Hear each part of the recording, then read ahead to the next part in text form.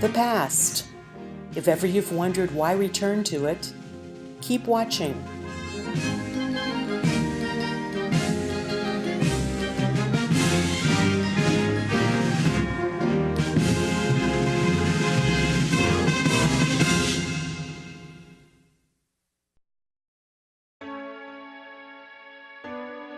The year, 1972.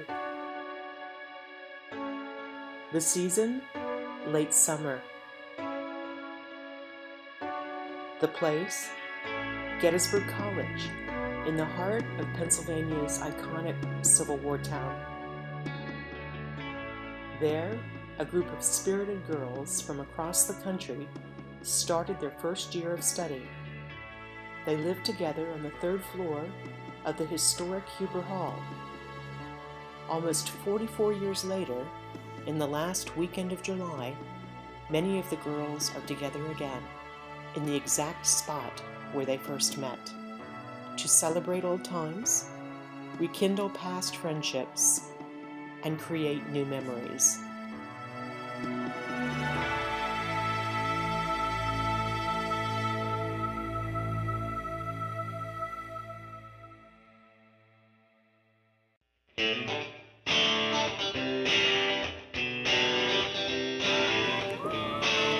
Although many have not seen each other in more than 4 decades, they pick up right where they left off for an action-packed 24 hours.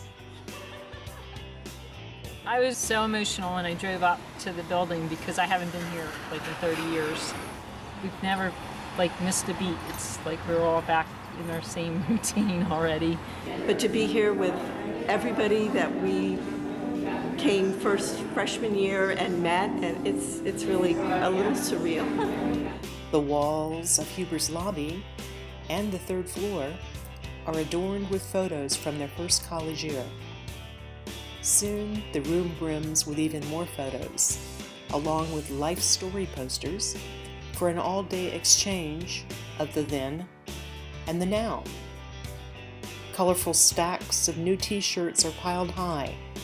They are emblazoned with the letters of Sigma Epsilon Chi, the renegade but ever real sorority the girls dreamed up together in 1973. 2 former math majors show their artistic side, co-creating a new Huber Hall welcome sign to replace the old one. Recreating the sign from 73 probably. Huber's maestro mapmaker recreates her original version of the Gettysburg electric map, lighting up the hometowns of third-floor residents. The girls marvel at the changes time has brought to their dorm, from a kitchen and elevator in the lobby to air conditioning and private shower stalls. This thing used to be just one big area with like 6 shower heads or something like that. We had 3 Janices on our floor. We had 1 phone. Somebody'd yell, "It's for Jan!" All 3 of us would stick our head out and go, "Which one? Which one?" Don't worry, this is our old room. This is our real room. Oh my God! Wait a second. It looked better Okay. when we were here. This is much smaller. It's smaller. I'm wondering if this is the air conditioner ducts. Huh? Because this was just one big, long, straight hallway. The college alumni office surprises Huber lodgers with colossal gift bags, affirming their intent, 44 years later, to come home.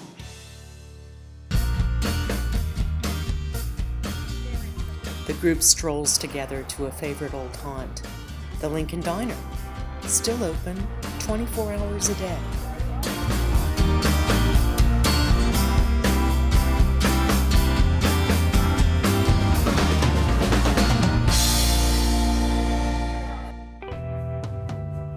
Although rain falls swiftly throughout the afternoon, drenching plans for a bike ride through the battlefield, many of the girls take a trip to the restored cyclorama, the dramatic in-the-round painting depicting a turning point in the Civil War.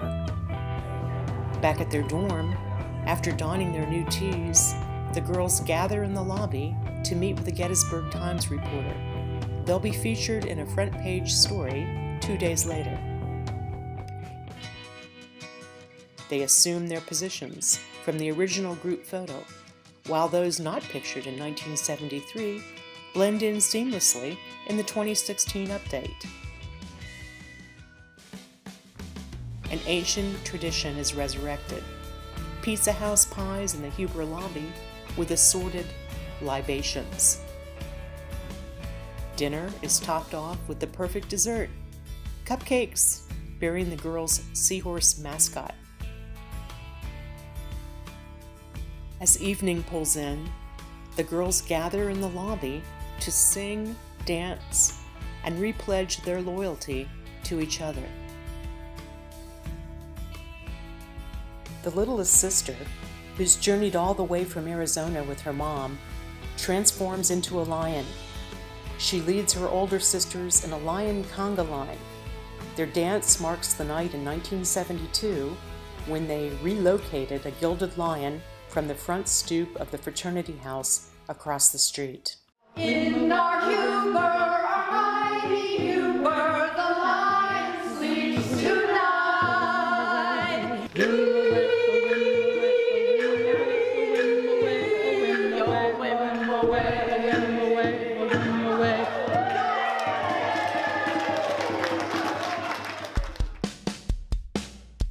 The one who dreamt up the Sigma Epsilon Chi mascot refreshes the girls' memory on the reasons for this choice.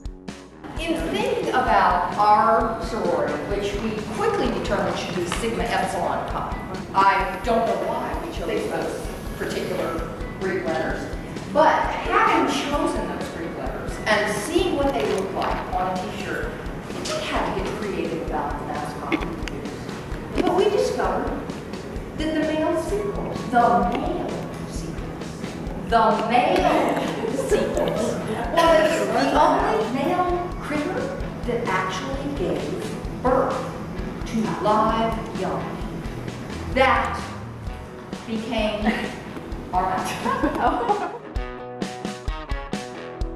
Blues crooners belt out an X-rated tune, hatched 43 years ago in Huber Hall, room 310. Hot wax on my knuckles, mama.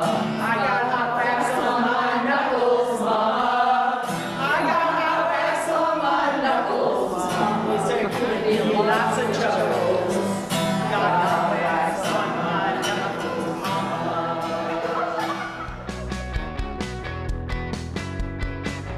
The girls' financial chair announces their collective contribution to the Class of '76 fund. Co-editors of the updated Pig Book, featuring profiles of the girls yesterday and today, test the group on their knowledge of each other.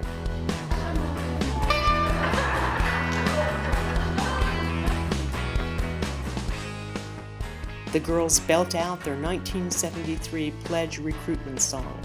Fresh girls, give us your answer due. We're half-breed Steve, all for the love of you. We'll be your 40-footer until the ride is over. You'll look your best when on your chest you wear the silver screw. You wear the silver screw. You wear the silver screw.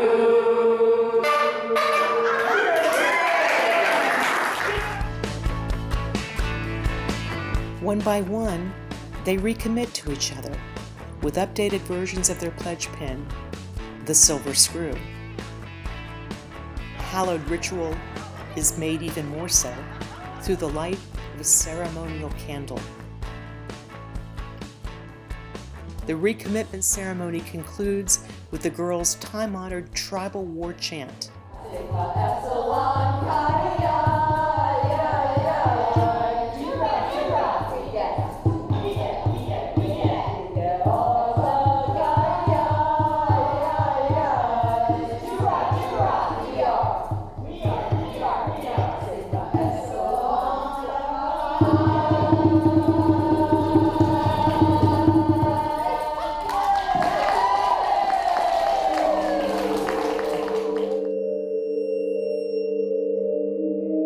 The SHENANIGANS continue with an exclusive ghost tour of the haunted college campus. Bright flashlights, bearing the SEAHORSE logo, keep the group protected from the spooky spirits that await them. Like the Blue Boy of Stevens Hall, the Bloody Surgeons of Penn Hall, and the Jilted Jumper of Gladfelter Hall. Those still awake after the day's nonstop action call it a night together, toasting marshmallows, making s'mores, and continuing the conversation. All are on fire with the excitement of the day and with whatever tomorrow may bring.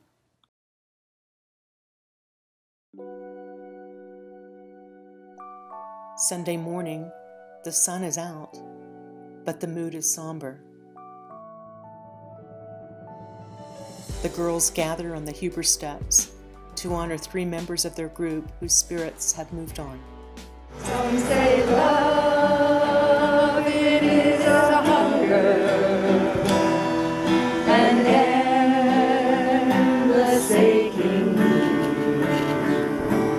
I say love, it is a flower, and you, it's only seed.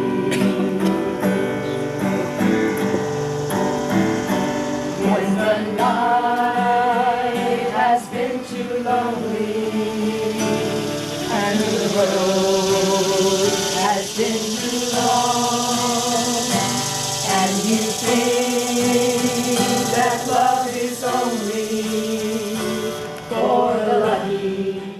Magically, a chorus of cicadas chimes in, a reminder to all of the cycle of life. In the winter, far beneath the bitter snow, lies a seed that with the sun's love in the spring becomes a rose. Those who best knew each lost dorm mate offer personal reflections. Patti was the life of the party. She was hysterically funny, and everybody just loved Patti. My memory of Sue was that she was this sweet, young, fresh face. She was immersed in all things obstetrics and gynecology. She once said to Claudia, she was just astounded that people would pay her to deliver babies because it was so much fun. Barb's life had this steady, placid, no bad things happening trajectory. The gift from her life, teaching us the importance of reaching out, of engaging with others, of keeping this bond together is so important. In fact, it's life-saving. I want to toast Patti and Sue, and I want to toast the life of Barbara and LOMAR. Here's to Barb and to us.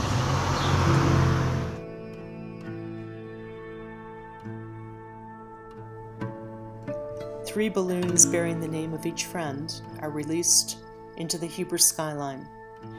We're sending these 3 roses up to the spirits of Patti, Barb, and Sue to heaven, and just to say that we love you, and we're here today in spirit and for all our tomorrows. And he will raise you up on eagle's wings, bear you on the breath of dawn, make you to shine like the sun, and hold you in the palm of his hand.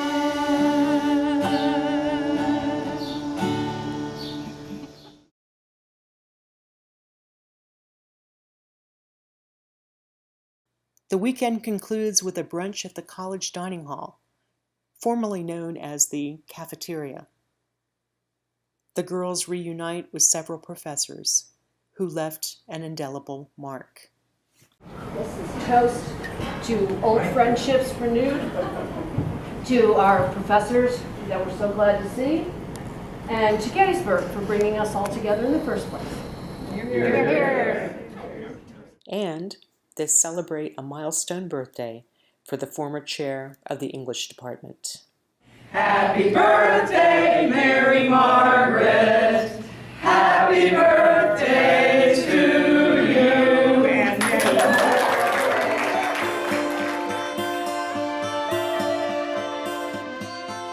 It's a very strange experience to come back to the same dorm and the same room 44 years after you've first been there, and to stay in it with the roommate you were in that room to begin with. We went to the window and just looked out onto essentially the same scenery, and we both started to cry. It was a really moving experience. This is just a bunch of women who really love each other. Loved each other then, love each other now. Got together spontaneously. You can't compress 43 years into such a short amount of time, but somehow we're doing it. So much fun to be had.